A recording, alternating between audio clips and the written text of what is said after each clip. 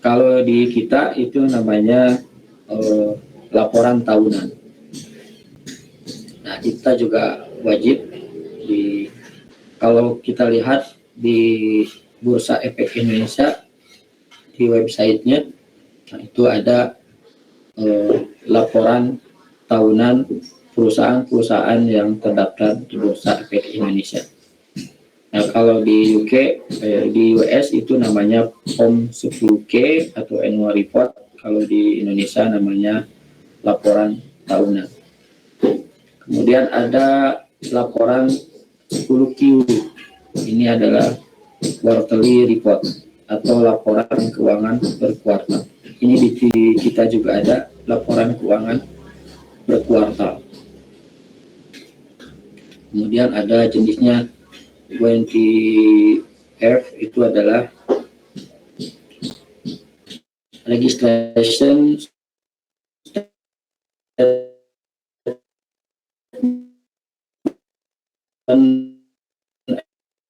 annual report.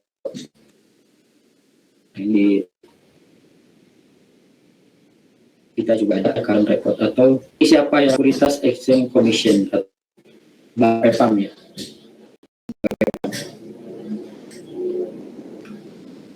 Nah, ini adalah laporan keuangan wajib yang dibahas di chapter 2. Nah, di chapter 2 juga bahas terkait dengan prinsip-prinsip akuntansi yang berlaku umum atau GAAP, General Accepted Accounting Principles. Nah, kenapa? Karena laporan itu adalah produk dari proses akuntansi. Nah, produk laporannya itu dibuat berdasarkan prinsip-prinsip akuntansi. Nah, tentunya prinsip akuntansi yang berlaku secara umum. Itu dikenal dengan istilah GAAP atau General Accepted Accounting Principles.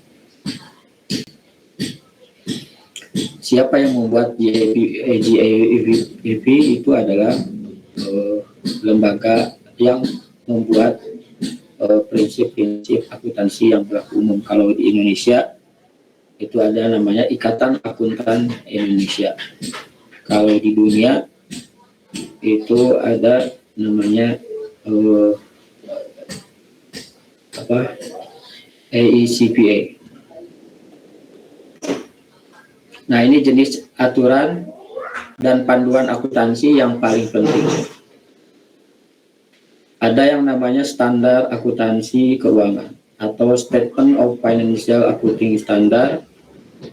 Kemudian ada opini Badan Prinsip Akuntansi atau Accounting Principles Board, APB Opinion. Kemudian ada buletin penelitian tentang akuntansi. Accounting Research Bulletin, ARB. Kemudian Parchment. Kalau di kita itu adanya exposure draft. Nah, itu jadi sebelum standar itu disahkan ada namanya exposure draft. Nah, AECP ini mengeluarkan panduan untuk topik tertentu yang belum dibahas oleh FASB dalam Statement of Position atau SOP masalah yang berkaitan dengan praktek industri tertentu dalam industri auditing dan accounting.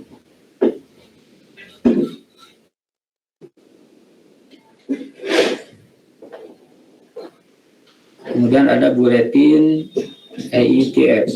Buletin ini dipublikasikan oleh tim Satuan Kerja FASB, gugus tugas isu-isu yang muncul.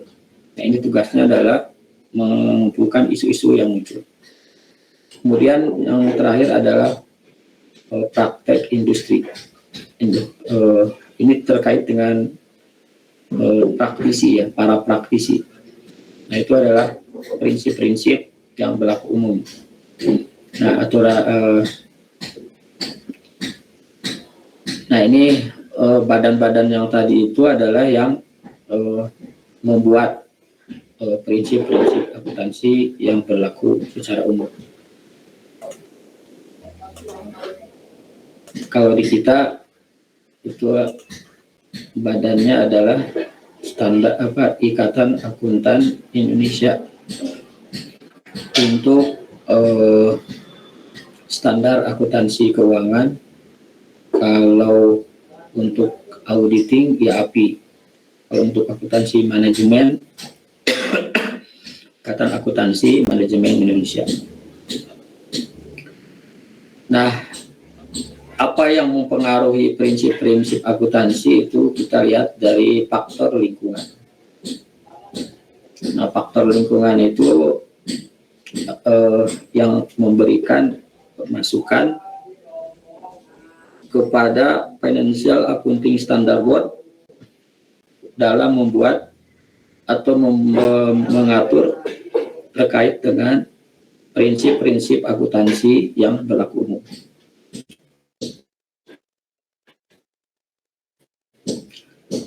Nah, di kita juga sama. Nah, yang pertama, faktor lingkungan itu ada yang namanya SEC atau Securities and Exchange Commission. Kalau di kita itu BAPEPAM. Kemudian ada unions, kemudian ada ACPA, kemudian ada lender, kemudian ada investor, kemudian ada para politisi, kemudian para akuntan, dan lainnya. Nah, ini adalah pihak lingkungan, faktor lingkungan yang memberikan, yang mempengaruhi dalam pembuatan prinsip-prinsip akuntansi yang berlaku. Nah, karena ada faktor lingkungan ini, makanya standar akuntansi itu tiap tahun selalu ada perubahan atau ada revisi. Itu disesuaikan dengan kebutuhan dan perkembangan terkait dengan akuntansi. Jadi kalau di luar ada yang namanya buletin akuntansi. Di kita juga ada ya, terkait dengan isu-isu akuntansi.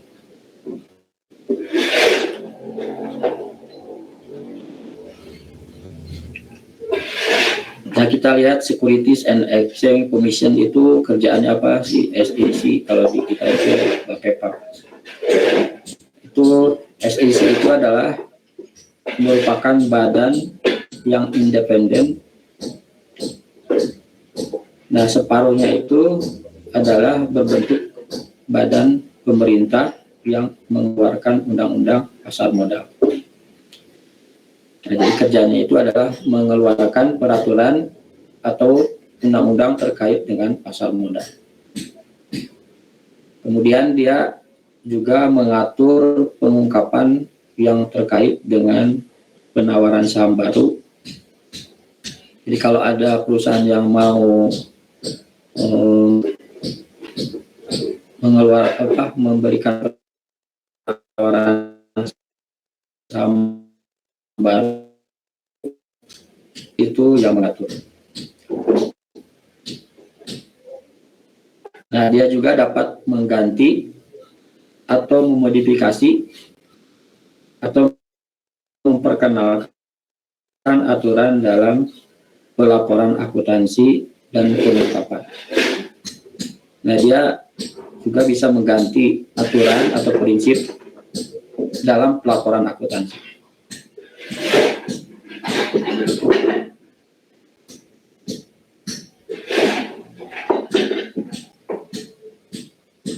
Nah, SEC itu adalah pemain utama dalam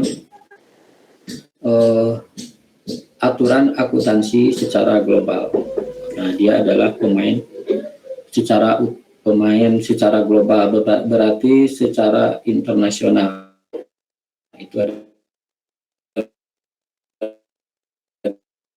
yang mempunyai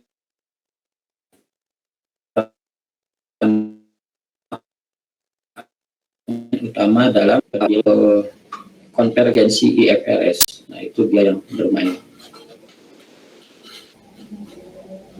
Nah, itu adalah lembaga SEC. Sekarang kita lihat lembaga, kita lihat produk dari SEC, yaitu International Financial Reporting Standard, IFRS. Nah, ini yang terbaru. Nah, kita juga sekarang standar akuntansi keuangan sudah mengadopsi IFRS karena ada proyek yang dikeluarkan oleh SEC, yaitu proyek konvergensi IFRS. Konvergensi IFRS. Nah, IFRS itu apa? Standar akuntansi, standar keuangan yang berlaku secara internasional. Nah, siapa yang mengeluarkan ini? Ini adalah dikeluarkan oleh IASB, International Accounting Standard Board. Nah, ini adalah atas perintah SEC. Nah, untuk saat ini IFRS ini belum diaplikasikan di Amerika Serikat. Nah, ini tapi ada tekanan dari standar Securities Exchange Commission untuk menerima International Financial Reporting Standard atau IFRS.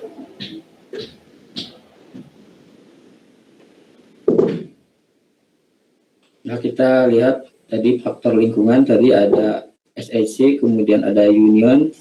Sekarang kita lihat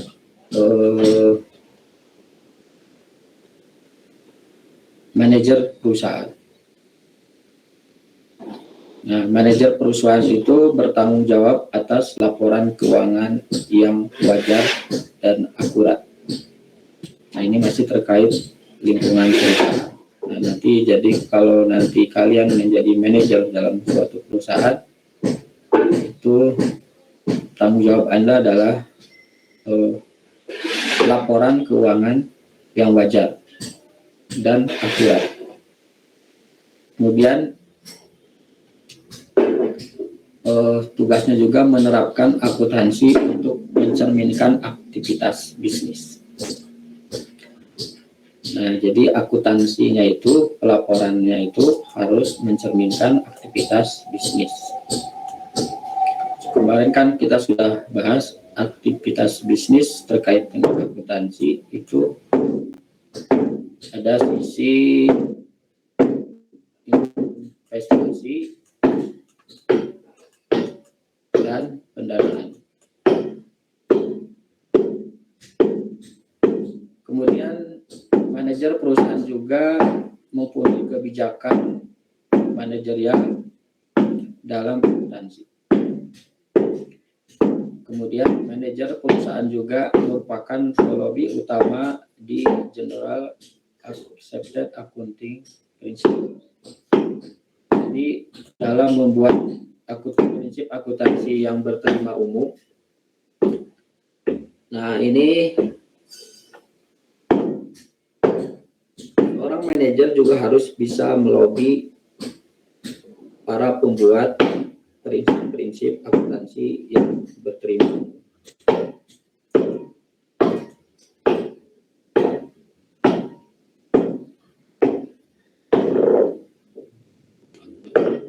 Nah, itu adalah sedikit terkait faktor lingkungan dari manajer perusahaan, dari dalam perusahaan.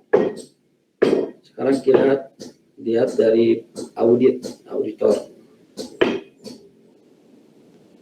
Nah, SEC atau Securities Exchange Commission, kalau di kitab BPPAM itu membutuhkan laporan audit. Nah, sama di kita juga, kalau perusahaan-perusahaan yang go public, BPPAM itu membutuhkan laporan audit. Nah, laporan audit itu nanti ada yang opininya bersih, artinya penyajiannya yang cukup. Kemudian ada opininya wajar tanpa syarat atau qualified. Kemudian ada yang menolak mengeluarkan opini apapun.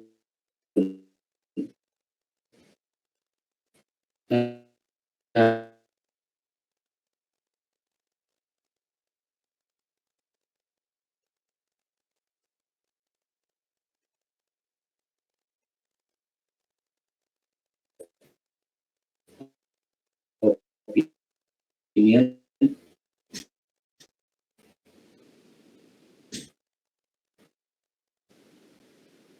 nah ini tiga opini ini adalah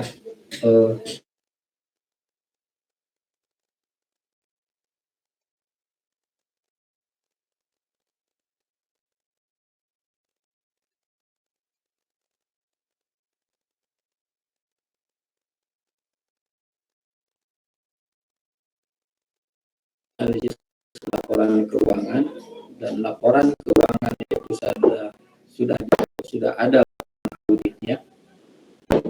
Kita harus memeriksa kualitas dan independensi dari auditornya.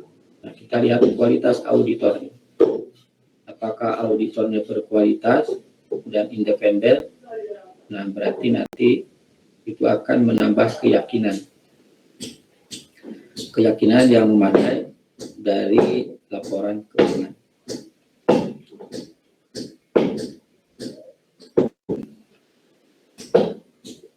Nah, itu adalah dari audit. Tadi manajer, sekarang audit, kemudian tata kelola perusahaan.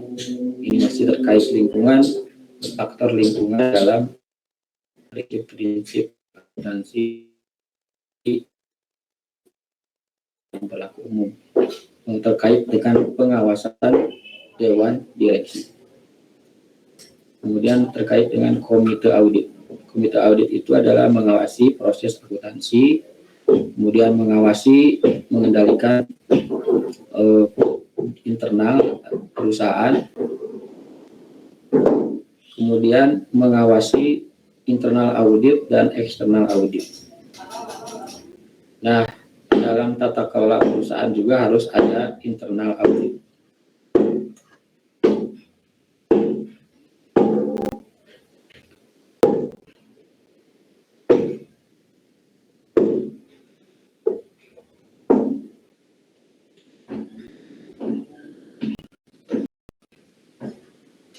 Oke, sampai sini ada yang mau ditanyakan? Sepertinya hening, ada suaranya nih.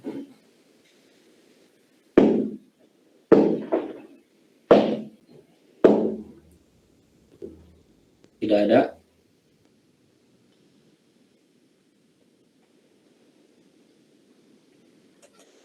Oke, kalau tidak ada, saya lanjutkan. Ini ada internal user atau pengguna internal, dan ada external user atau pengguna eksternal. Internal user itu adalah pengguna laporan keuangan dari internal perusahaan, kalau eksternal dari pihak luar perusahaan. Nah, di dalam internal itu yaitu para manajer, kemudian para officer, kemudian internal auditor, kemudian sales manager, kemudian budget officer, kemudian controller. Ini adalah pengguna laporan internal. Kalau pengguna laporan keuangan eksternal itu ada lender atau pemberi pinjaman, kemudian ada shareholder atau pemegang saham, kemudian ada government atau pemerintah, kemudian ada serikat pekerja atau labor unions, kemudian ada external auditor, kemudian juga customer. Nah, itu adalah para pengguna laporan keuangan pihak eksternal. Nah, selain laporan keuangan, juga ada sumber informasi alternatif. tadi kan laporan keuangan itu adalah sumber informasi keuangan. Nah, dalam analisis laporan keuangan juga ada sumber informasi alternatif, yaitu informasi ekonomi, informasi industri, dan informasi perusahaan. Nah, informasi ini bagaimana pengaruhnya terhadap kondisi dan kinerja keuangan saat ini, masa depan suatu perusahaan.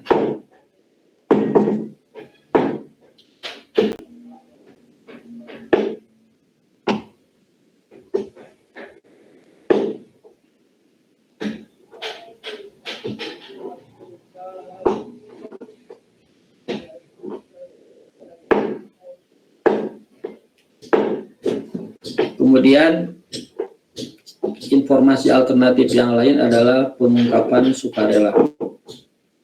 Nah, ini pengungkapan sukarela itu contohnya adalah laporan CSR atau laporan keberlanjutan.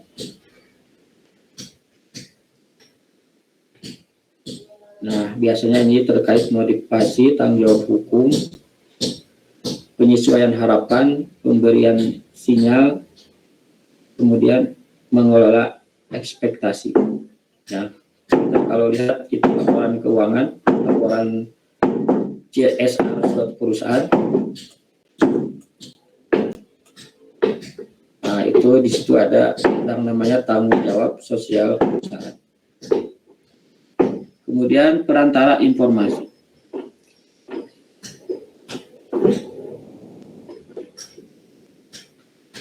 Nah, perantara informasi itu contohnya adalah analis. Nah, kalau Anda nanti sebagai analis laporan keuangan, nah itu adalah merupakan perantara informasi bagi para investor. Nah, itu adalah sumber informasi alternatif. Jadi tadi ada informasi ekonomi, industri, dan perusahaan. Kemudian pengungkapan sukarela yang bisa digunakan juga melalui perantara informasi. Nah, perantara informasi itu lembaga yang mengabdikan diri untuk mengumpulkan, memproses, dan menafsirkan informasi perusahaan. Itu adalah analisis, seorang analis.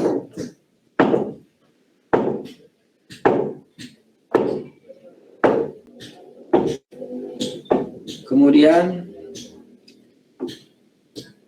sebagai analis laporan keuangan, bagaimana kualitas dari informasi akuntansi yang diinginkan. Nah, kalau kita sebagai pengguna laporan keuangan, nah tentunya kualitas informasi itu harus yang pertama terkait dengan relevansi. Jadi laporan keuangan itu harus relevan.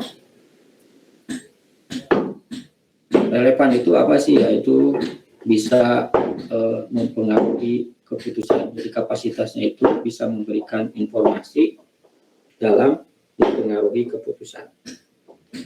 Kemudian juga laporan keuangan juga harus andal. Nah, agar informasi dapat diandalkan, informasi itu harus dapat diverifikasi. Kemudian dapat dipercaya secara representatif dan sifatnya netral. Nah, dapat diverifikasi itu berarti informasi tersebut dapat dikonfirmasi.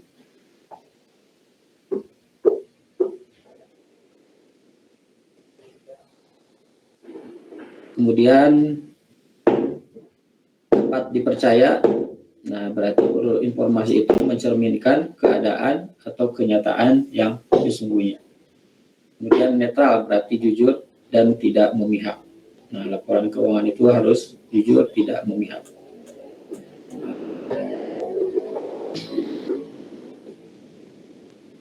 Nah, itu adalah dua hal penting terkait dengan kualitas informasi akuntansi. Yang pertama relevan, yang kedua andal atau reliable. Jadi laporan keuangan itu harus andal dan reliable.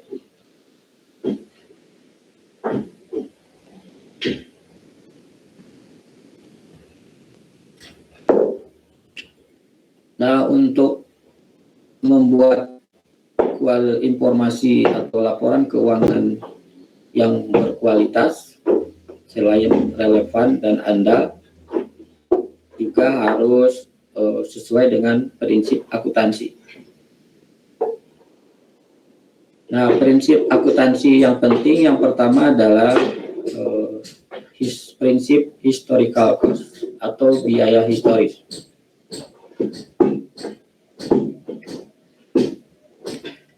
Nah, kalau biaya historis itu berarti setiap transaksi dicatat sesuai dengan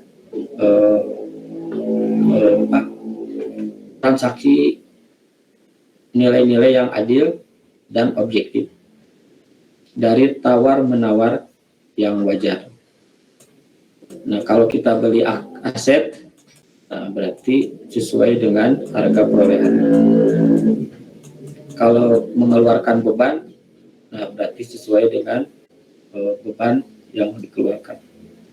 Itu adalah konsep historical cost. Kemudian akrual akuntansi, akuntansi akrual atau accrual accounting. Nah, ini dalam akrual itu adalah mengakui pendapatan pada saat diperoleh, kemudian mengakui beban pada saat terjadinya. Nah, kita sudah tahu bahwa akuntansi itu ada yang accrual basis, ada cash basis. Nah, yang modern itu adalah akuntansi modern, semuanya adalah menggunakan accrual basis. Kalau yang tradisional itu masih menggunakan cash basis. Nah, bedanya apa? Kalau accrual basis itu mengakui pendapatan pada saat diperoleh, kemudian mengakui beban pada saat terjadinya. Jadi kalau perusahaan mengakui pendapatan itu pada saat pendapatan itu diperoleh, bukan pada saat kas diterima. Dan juga sama mengakui beban pada saat terjadinya, bukan pada saat kas dikeluarkan. Kemudian prinsip akuntansi yang ketiga terkait dengan materialitas. Materiality atau materialitas itu adalah ambang batas ketika informasi memengaruhi pengambilan keputusan. Nah, ini konsep materialitas itu nanti ada yang sifatnya material dan ada yang tidak material. Kemudian prinsip konservatisme. Konservatisme itu melaporkan atau mengungkapkan informasi yang paling tidak optimis tentang peristiwa dan transaksi yang tidak pasti. Nah, konservatisme. Jadi dia harus melaporkan atau mengungkapkan informasi yang paling tidak optimis tentang peristiwa dan transaksi yang tidak pasti. Nah, kalau ada transaksi yang tidak pasti, nah itu harus dilaporkan atau diungkapkan. Konservatisme ini penting ya dalam pelaporan keuangan, karena adanya sifat ketidakpastian. Jadi kalau ada transaksi yang tidak pasti, nah itu bagaimana melaporkannya dan mengungkapkannya.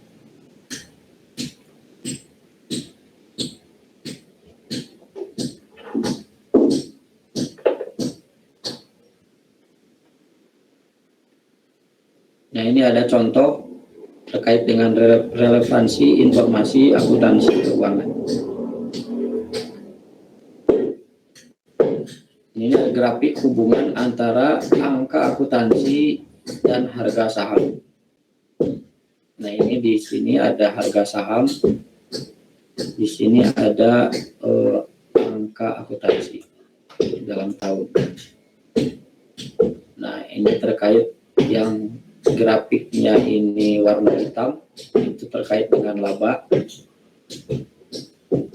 Nah, laba itu nanti hubungannya dengan harga saham. Kemudian ada nilai buku perusahaan, ini yang warna abu-abu.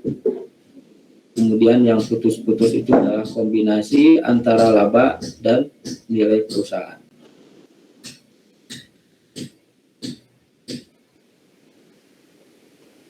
Nah, ini tugas analisis itu nanti melihat grafik seperti ini ya.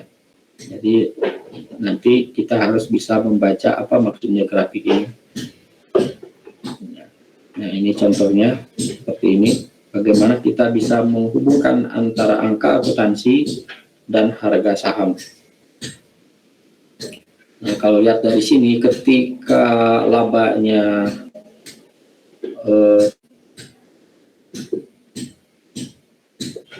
naik, berarti harga sahamnya juga harus naik. Kemudian ketika nilai bukunya juga naik, harga sahamnya naik. Nah, nilai perusahaan itu nanti kan dilihat dari laba dan nilai buku.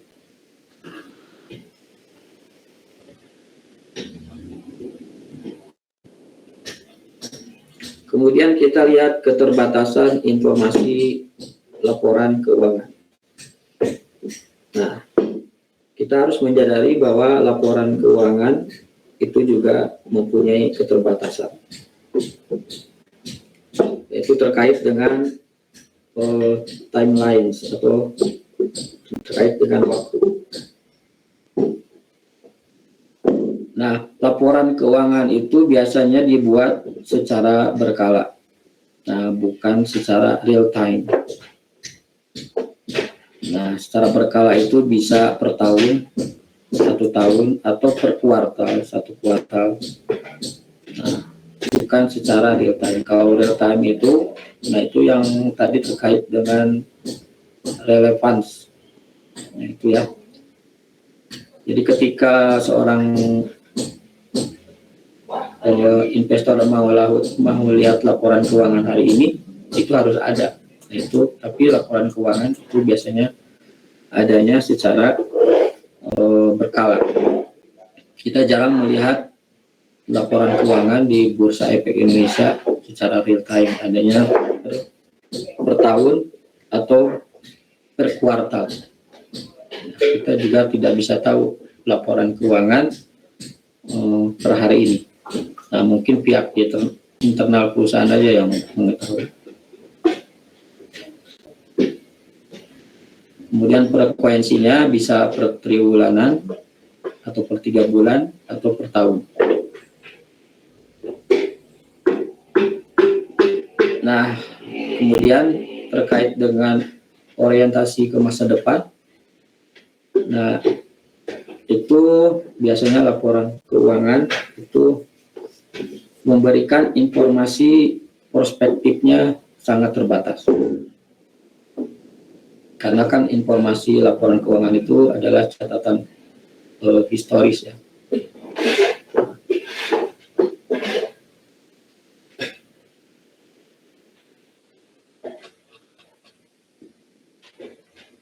Nah, itu adalah keterbatasan informasi laporan keuangan. Jadi intinya terkait dengan timelines, kemudian frekuensi, dan orientasi ke masa depan.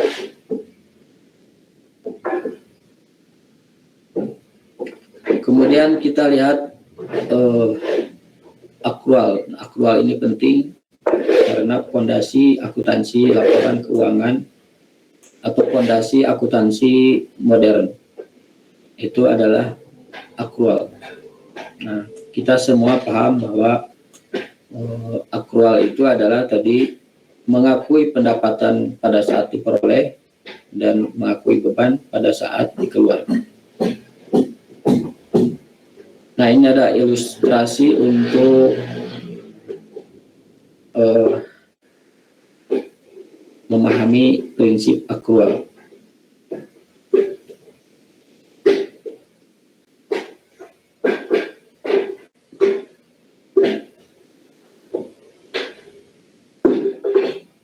Nah, ini ada contoh perusahaan didirikan dan menginvestasikan ekuitas sebesar $700.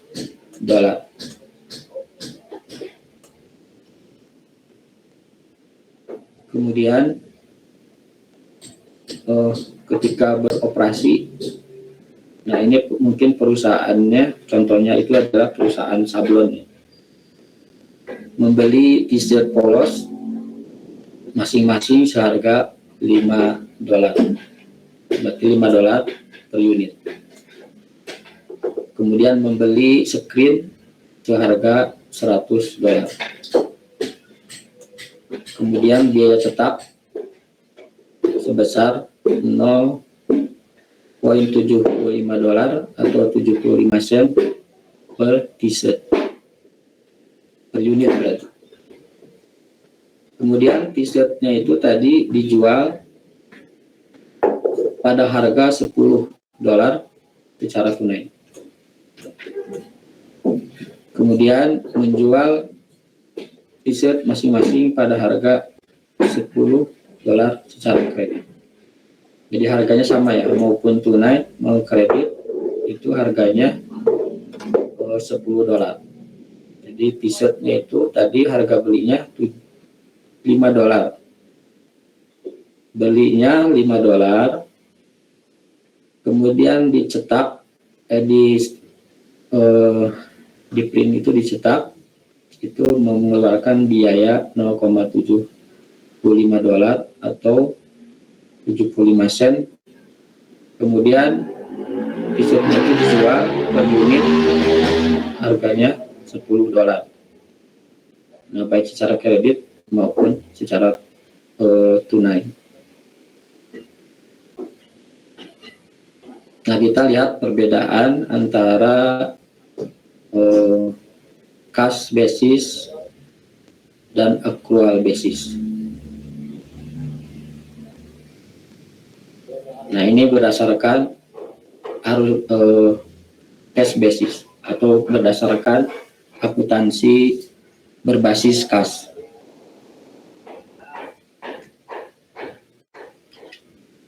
Nah, kalau akuntansi berdasarkan arus kas, berdasarkan basis kas, itu berarti pendapatan diakui pada saat kas diri. Nah, ini ada penjualan t-shirt sebesar $250 itu dari mana? Tadi 25 t-shirt dijual secara tunai. 25 kali 10 hasilnya 250.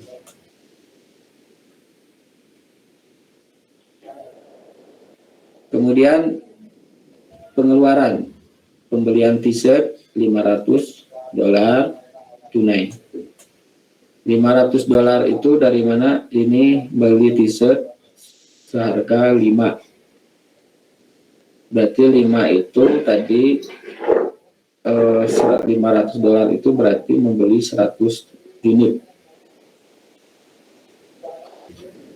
Nah, membeli t-shirt seharga $500. Kemudian pembelian screen $100. Kemudian biaya cetak sebesar $75. Nah, total pengeluaran itu menjadi $475. Sementara uang masuknya cuma $250. Maka kasnya minus sebesar $425. Nah, pengaruhnya ke neraca. Nah, tadi kan investasinya berapa? 700. Ekuitas, jadi pemilik perusahaan itu mengeluarkan modal atau ekuitas besar 700. 700 berarti sisa kasnya tinggal 275. Kenapa? Dikurangi kas yang keluar, jadi 700 dikurangi 425. Nah, sisa ekuitasnya tinggal 275. Nah, itu adalah contoh akuntansi berbasis kas. Nah, kita lihat yang berbasis akrual. Nah, kita lihat di sini di berbasis kas ada penjualan kredit, nah tidak diakui. Ada penjualan 25 unit t-shirt seharga $10, nah secara kredit. Nah, ini di dalam akuntansi berbasis kas itu tidak dicatat karena kasnya belum diterima. Jadi dia hanya mencatat kas yang penjualan yang kasnya sudah diterima. Nah, kalau dalam akuntansi berbasis akrual itu baik penjualan secara kredit maupun secara tunai itu harus diakui. Karena prinsip akrual itu adalah pendapatan diakui pada saat diperoleh, bukan pada saat kas diterima. Nah, di sini mengakui pendapatan sebesar 500. 500 itu dari mana? Tadi 25 unit dikali 10. Nah, ini secara tunai, berarti 250 tunai. Kemudian 25 unit kali 10, ini secara kredit. Nah, 500 itu adalah 250 penjualan secara tunai, $250 penjualan secara kredit. Kemudian beban. Pembelian t-shirt sebesar $250. Nah, kalau di sistem cash basis, pembelian t-shirt 500. Kalau sistem akrual yang baru diakui adalah 250. 250 itu dari mana?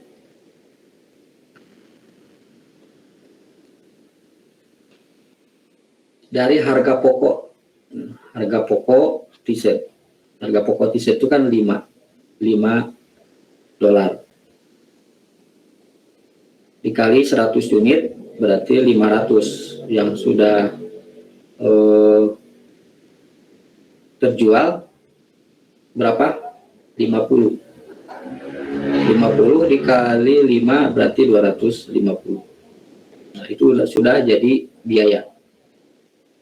Kemudian kalau di dalam cash basis pembelian screen langsung jadi biaya. Padahal screen itu adalah masa manfaatnya lebih dari 1 tahun. Artinya itu adalah aset tetap. Nah, kalau dalam sistem akrual itu baru menjadi biaya cuma $50. Nah, $50 itu dari mana? Itu adalah masa manfaat screen. Nah, screen itu tadi belinya itu sebesar 100. Kalau masa manfaatnya 2 tahun, berarti 100 dibagi 2, yang sudah jadi biaya cuma 50. Kemudian ongkos print. Ongkos print itu kalau di sistem cash basis 75 itu 0,75 kali 100. Nah, sementara di akrual basis itu baru separohnya, 37,50, karena itu yang sudah menjadi biaya. Nah, total beban totalnya menjadi 337,50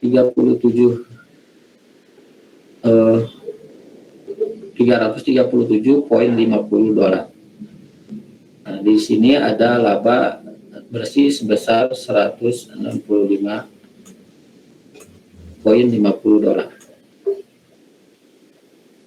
Nah, kemudian Kemudian kita lihat sisi neraca. Nah, dalam sistem akrual di neraca diakui ada kas 275, kemudian ada persediaan tiset sebesar 337.500, kemudian ada piutang. Nah, piutang ini adalah tadi dari penjualan kredit sebesar 250. Kemudian total asetnya adalah 862,50 dolar. Kemudian sisi ekuitas, ada ekuitas awal 700, kemudian ada laba bersih sebesar 162,50. Nah, kemudian total ekuitas menjadi 862,50. Nah, ini harus sama dengan ini. Ini harus sama. Nah, kita lihat perbedaannya. Dalam cash basis itu tidak ada pengakuan laba. Tapi di dalam accrual basis itu ada pengakuan laba. Laba bersih sebesar 162,50. Nah, ini adalah contoh sederhana untuk memahami perbedaan accrual basis dan cash basis.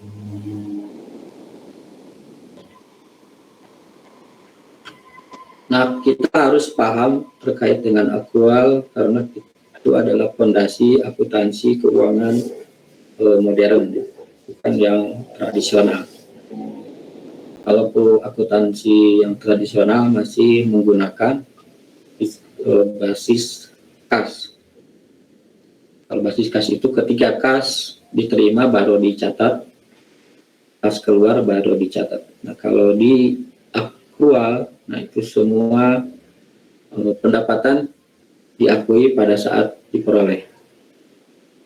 Kemudian beban diakui pada saat dikeluarkan atau pada saat diakui. Jadi seperti itu ya.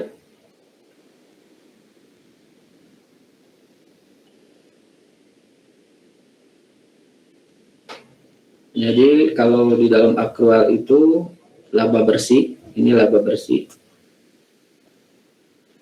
Itu sama dengan arus kas operasi ditambah akrual. Itu tadi pendapatan diakui pada saat diperoleh. Arus kas operasi berarti arus kas masuk besar 250 ditambah akrual. Akrualnya itu tadi 250. Ya, 250 kan penjualan secara kredit. Nah, itu konsep akuntansi akrual. Nah, dalam akuntansi akrual, nah itu pasti ada istilah laba. Nah, ada laba bersih. Kalau cash basis di sini tidak kita lihat, tidak bisa melihat laba bersih. Yang ada adalah di cash basis itu saldo kas. Nah, saldo kasnya itu 275. Dia tidak mengakui, tidak kelihatan berapa laba bersih. Nah, makanya untuk mengetahui laba, nah, kita harus menggunakan accrual basis.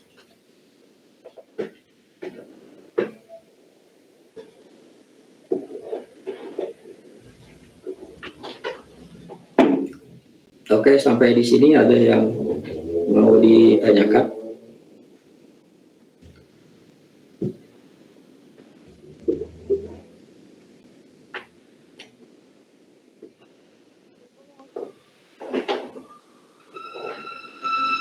Ya, silakan.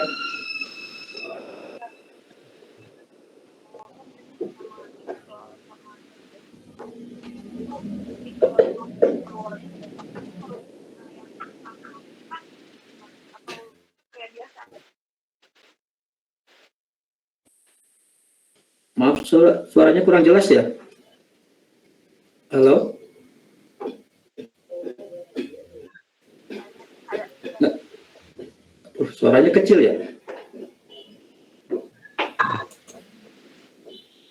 Bisa dikencengin lagi nggak suaranya?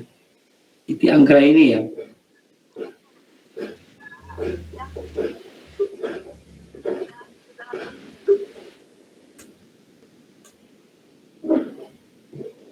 Halo?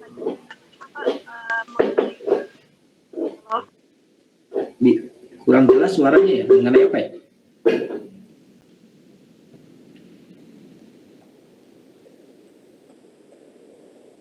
Bisa melalui kolom chat aja.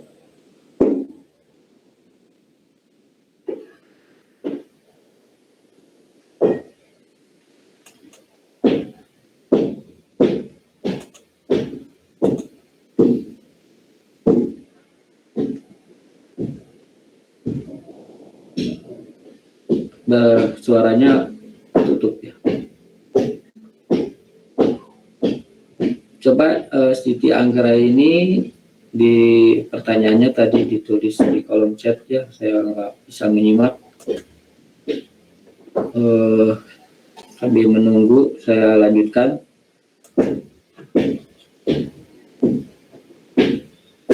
Nah ini apa? Konsep akuntansi akrual. Dalam akuntansi akrual, pengakuan pendapatan, bagaimana mengakui pendapatan dan bagaimana mengakui beban.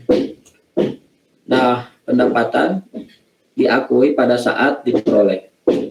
Kemudian pada saat direalisasikan atau pada saat dapat direalisasikan. Kemudian pendapatan juga harus dikaitkan dengan beban atau expenses. Nah, ini terkait dengan tadi biaya produk atau produk cost. Nah, ini nanti terkait hubungannya dengan HPP, harga pokok penjualan. Kemudian terkait dengan biaya periode.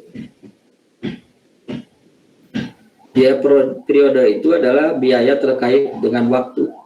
Bisa biaya per bulan, itu biaya tetap yang harus dikeluarkan tiap bulan, itu biaya periode. Atau bisa harus dikeluarkan tiap minggu. Nah, itu juga sama dengan namanya biaya periode.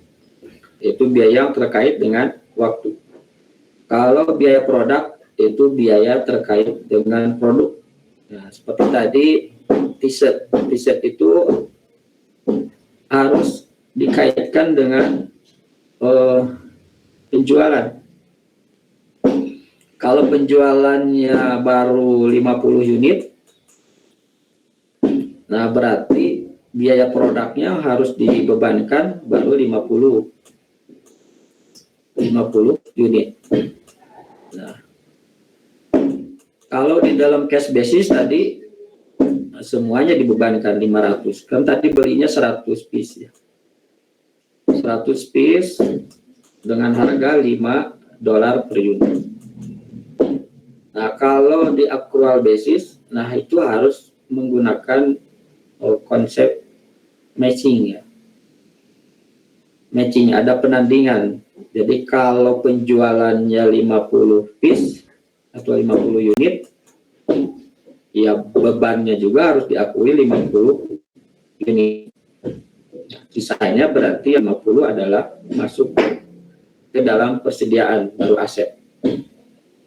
Nah, itu terkait dengan dasar akuntansi akrual. Jadi kapan mengakui pendapatan, kapan mengakui beban. Kalau pendapatan itu diakui pada saat yang pertama ketika diperoleh. Kemudian pada saat direalisasikan atau pada saat dapat direalisasikan.